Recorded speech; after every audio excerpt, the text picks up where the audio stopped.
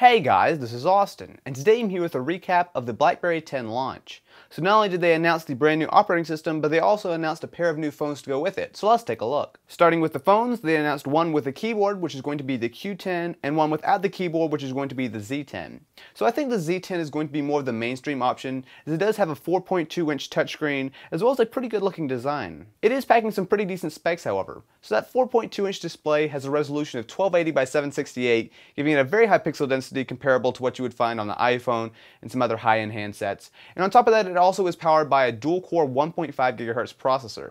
Now they weren't exactly specific on what this is, but my money would be on a Qualcomm Snapdragon S4. You'll also find 2 GB of RAM on board, as well as 16 GB of storage built in. Now something I think a lot of people are going to like is that the backplate is removable, so that means that you can go ahead and swap the battery, the SIM card, as well as add an SD card of up to 32 GB. As far as the cameras go, it sports an 8 megapixel shooter around back with 1080p video recording, as well as a front-facing camera with 720p video. If you're looking for a keyboard, the Q10 is where it's at. So this looks much more like a typical BlackBerry, and if I trust them to do anything right, it's going to be to make an awesome physical keyboard. However, this actually does look pretty nice, as if you flip it over to the back, it has a special glass woven material, which BlackBerry was very eager to kind of talk about and say how amazing it is. So it's probably not all that special, but it does give it a very nice look to the device. This is also powered by a dual-core processor. Unfortunately, they weren't very specific as far as the specs go, so a lot of this stuff we'll probably find out a little bit later, as the Z10 will be coming out much sooner than the Q10. However, what you can expect is a 3.1-inch touchscreen, of course, with a resolution of 720 by 720, which again should actually be a very nice screen. The star of the show is definitely BlackBerry 10. So they've pretty much removed everything as far as the old BlackBerry OS, and have taken a few bits from the Playbook OS, but for the most part this is all new, and it looks good. Not amazing, but it looks good. So the first thing that struck me as I was watching all the demos was it looked very smooth. Now of course this is something that we pretty much take for granted in iOS, Android, Windows Phone these days, but it is good to see that it looked very smooth, and a lot of the gestures and the multitasking were actually really impressive. One thing you won't find on any BlackBerry 10 smartphone is a home button. So instead, everything is really optimized to work with gestures. For example, if you want to do some multitasking, you swipe in from the bottom. You want to check your notifications, you swipe in from the left, and it seemed to work pretty well.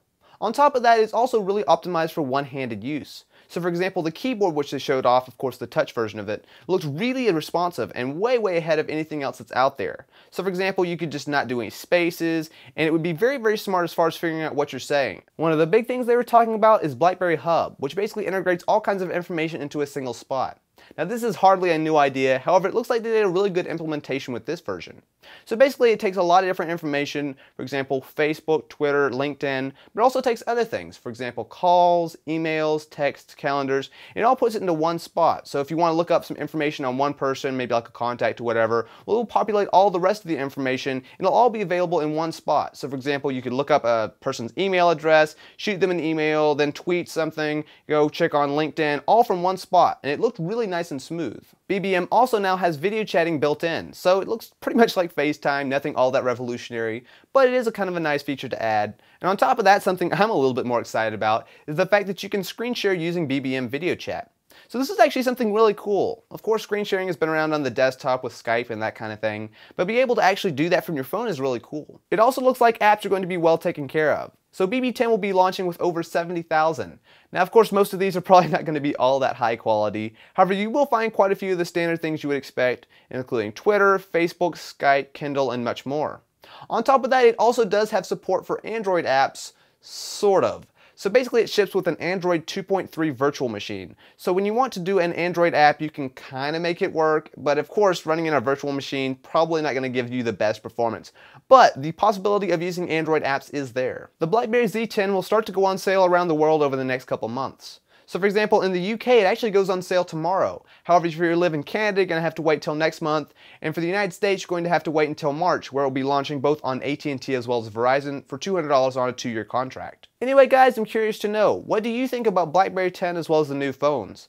Personally, the Q10 really doesn't do it for me. I've kind of given up physical keyboards a long time ago. However, the Z10 looks like something that I would be actually interested in, and I definitely do plan on doing a review on it as soon as I can get my hands on one. But anyway, definitely be sure to let me know what you guys think in the comments below. If you guys are interested in more, feel free to check out some reviews I've done of some other high-end smartphones lately. And if you enjoyed, definitely be sure to leave this video a thumbs up and subscribe for more BlackBerry 10 content. Anyway guys, I will catch you next time.